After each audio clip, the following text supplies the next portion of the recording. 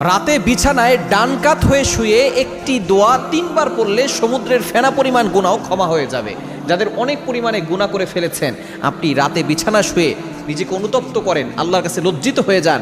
কেননা প্রত্যেকটা মানুষই গুনাহ করে, তবে আল্লাহর কাছে সে বেশি পছন্দনীয় যে গুনাহ করার পরে আল্লাহ পাক রব্বুল আলামিনের কাছে ক্ষমা চায়। সুতরাং আল্লাহ পাক রব্বুল আলামিন তাদেরকে ক্ষমা করে দেন। এটা হাদিসের ভিতরে নবী সাল্লাল্লাহু আলাইহি ওয়াসাল্লাম নিজে বলে দিয়েছেন, আত্তাইবু মিনাদ যামবি কামাল্লা জামবালা। যারা আল্লাহর কাছে ক্ষমা চায়, আল্লাহ পাক রব্বুল আলামিন তাদের পূর্বের সব গুনাহ ক্ষমা করে দেয়। যারা সঠিকভাবে তাওবা করে, আল্লাহ পাক রব্বুল আলামিন তাদেরকে মাফ করে দেন।